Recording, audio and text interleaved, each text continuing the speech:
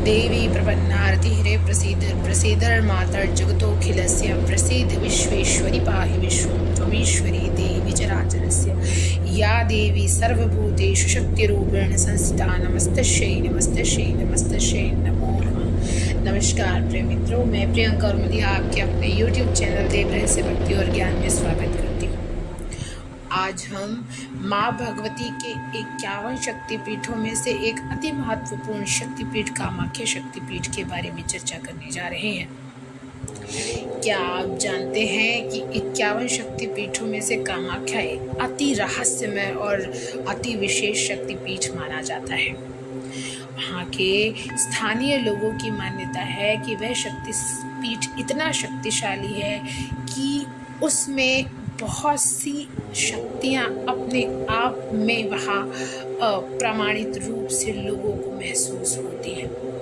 कई लोगों ने वहाँ पर अपने आप में कुछ ऐसे विशेष अनुभव किए हैं जिनको बहुत सारे लोगों ने आजकल मीडिया के माध्यम से, न्यूज़पेपर्स के माध्यम से साझा भी किया है।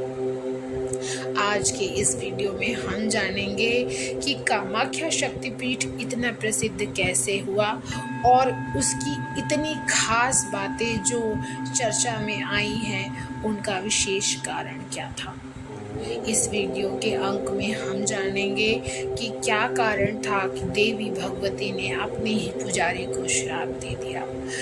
हम जानेंगे कि क्या नरबलि भी कभी इस मंदिर में दी गई है या कभी नरबलि का भी प्रावधान रहा है।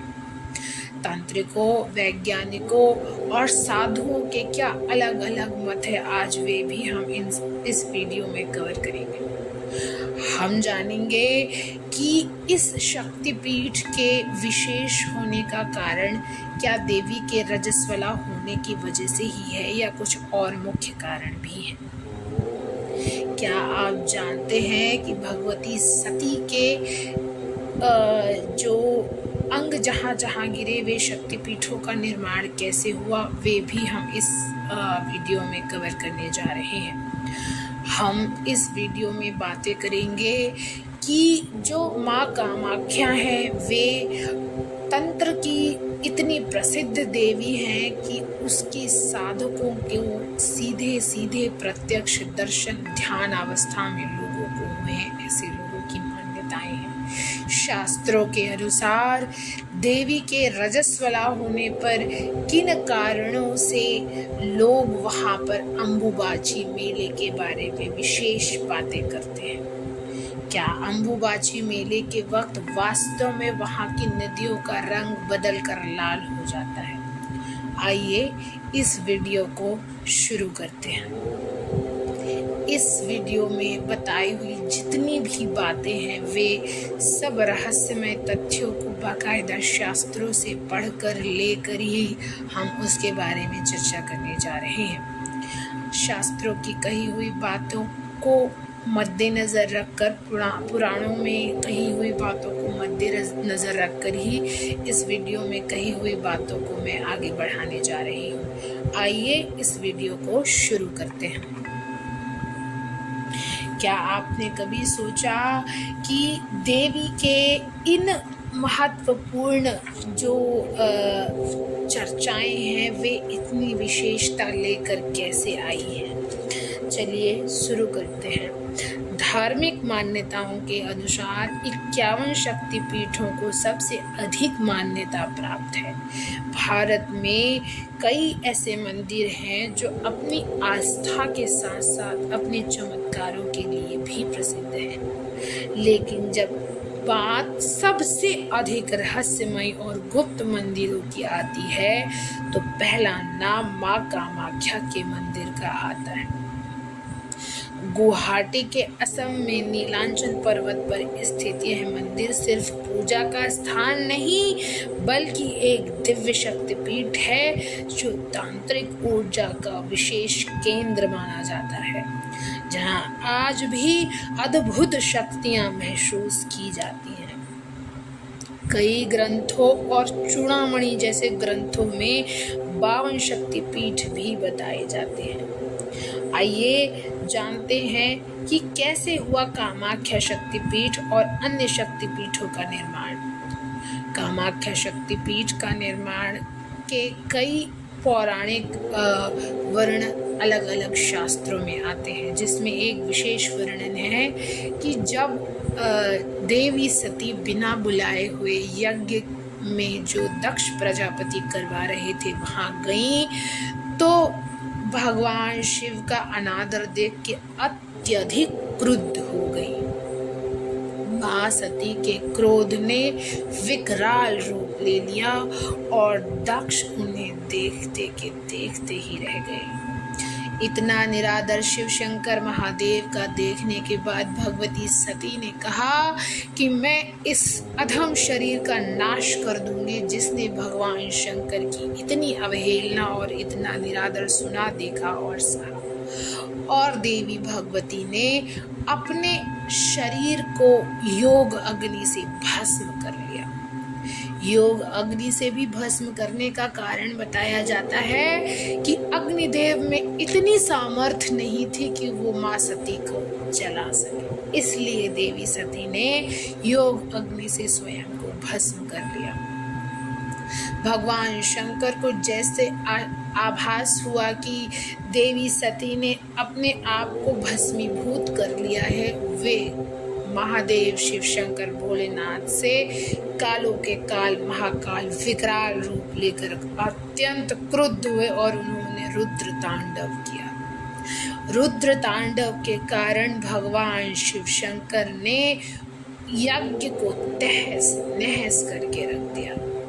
उसी समय वीरभद्र और रुद्रकाली का भी भैरवी का भी उन्होंने अपनी शिखा से निर्माण किया। इसीलिए जहाँ जहाँ भी शक्तिपीठ हैं वहाँ वहाँ भी शक्तिपीठ के भैरव और वीरभद्र विराजमान हैं। तो कहते हैं जब भगवान शंकर देवी के शरीर को लिए क्रोध में यहाँ वहाँ तीनों लोक 14 भवन में डोल रहे थे, तब भगवान श्री हरि विष्णु ने इस जगत को नाश से बचाने के लिए देवी के सुदर्शन चक्र से टुकड़े टुकड़े कर दिए। जहाँ जहाँ देवी के ये टुकड़े गिरे वहाँ वहाँ विशेष शक्तिपीठों का निर्माण हुआ और वे शक्तिपीठ सती के अंगों के नाम से प्रसिद्ध हुए। हम कामाख्या शक्तिपीठ के बारे में बात करने जा रहे हैं। मान्यता है कि यहाँ पर देवी के योनि भाग को गिरने के कारण इसे कामाख्या शक्तिपीठ के नाम से पूजा जाता है। और कामाख्या मंदिर में कोई मूर्ति की पूजा नहीं होती, अपितु स्वयंभू चट्टान जो योनि के आकार की है, जो एक स्त्री की योनि होती है, उसकी पूजा होती है। तो इस प्रकार कामाख्या शक्तिपीठ के मंदिर का निर्माण हुआ और इसका विशेष वर्णन शास्त्रों में और देवी पुराण में आता है। देवी पुराण के अनुसार जिस प्रकार देवी सती के अंगों के निर्माण से शक्तिपीठों का निर्माण हुआ, अंगों के कटने के जहाँ जहाँ गिरने से शक्तिपीठों का निर्माण हुआ, उस तरीके की शक्तिपीठ वही शक्तियाँ लिए वहाँ पर आज भी विद्यमान है। आइए जानते हैं कि क्यों कामाख्या मंदिर इतना विशेष और खास है। यह मंदिर उन 51 शक्तिपीठों में से एक है जहां पर माता सती के अंग गिरे थे। यहाँ देवी की कोई मूर्ति नहीं बल्कि उनकी प्राकृतिक योनि पीठ की पूजा की जाती है। यहाँ की खास बात है कि अंबुबाची मेला जो लगता है वे बेहद प्रसिद्ध और आकर्षक माना जाता है।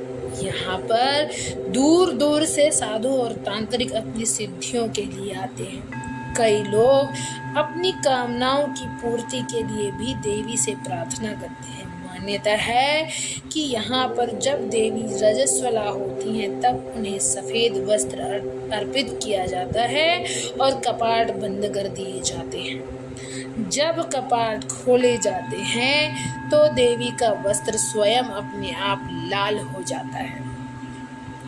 यहाँ की जो बलि प्रथा का रहस्य है वह अत्यधिक अपने आप में आकर्षण का केंद्र माना जाता है। हालांकि अब बलि प्रथा कहीं पर नहीं होती और ना ही उस प्रथा का अब कहीं प्रचलन है, लेकिन मान्यता है कि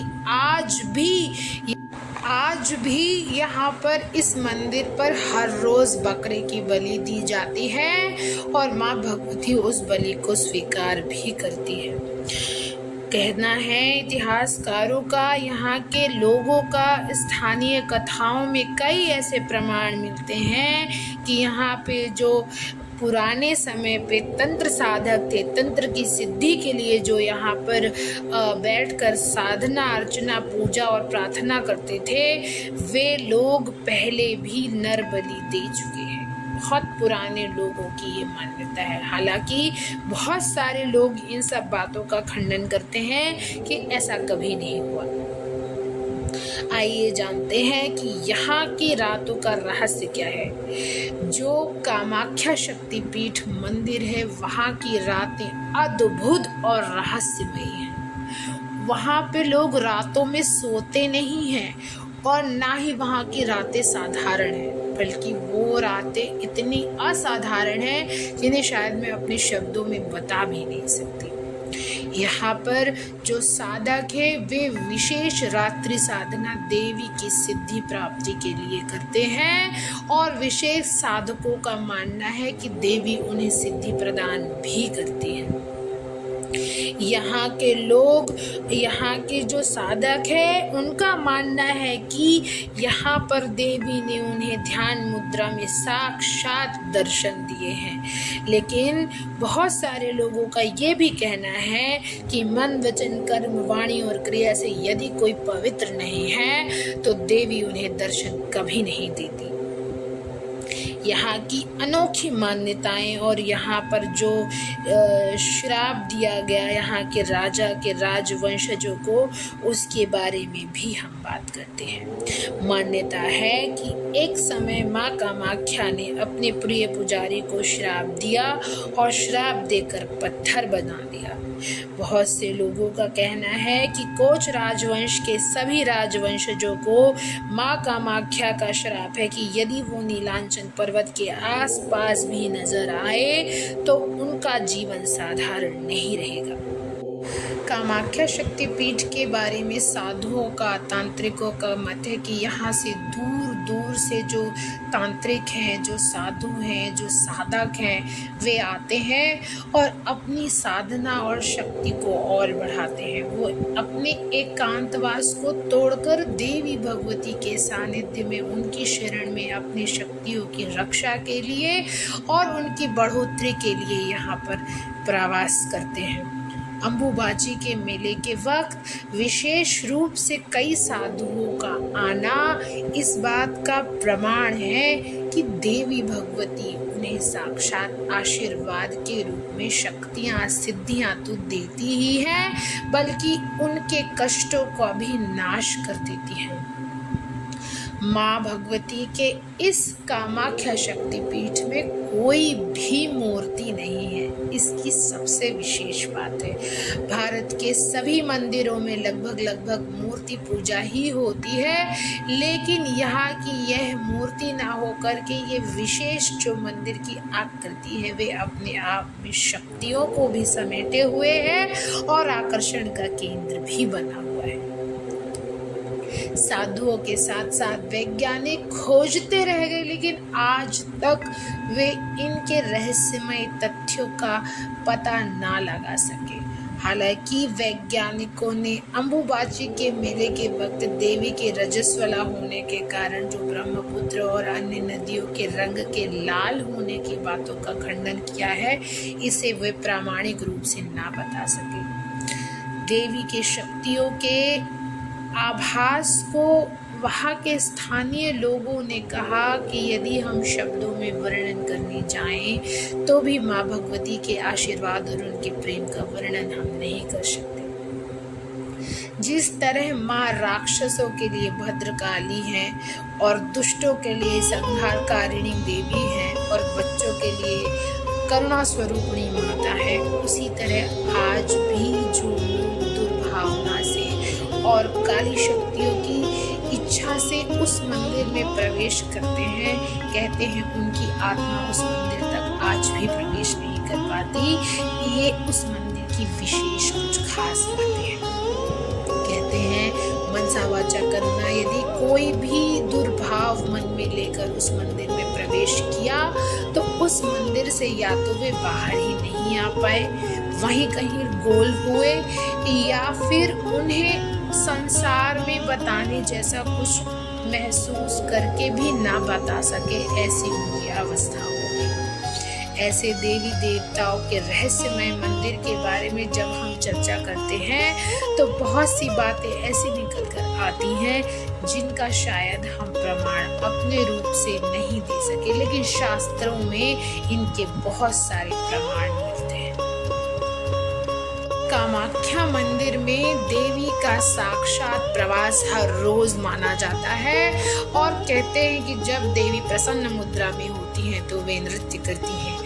कोच राजा के जो राजवंशी हैं उनमें से एक राजा ने उन्हें नृत्य करते हुए देख लिया और उनकी दृष्टि पवित्र नहीं थी, इसलिए माँ भगवती ने उन्हें श्राप दिया और उसी श्राप के कारण आज भी उनमें से कोई राजवंशी वहां डायरेक्ट नहीं जा सकता और ना ही वहां पर उनका प्रवास हो सकता है। उस मंदिर के दर्शन उस वंश के वंशजों को आज भी मना है, निषेध है और उन्हें निर्वासित कर दिया माँ भगवती ने।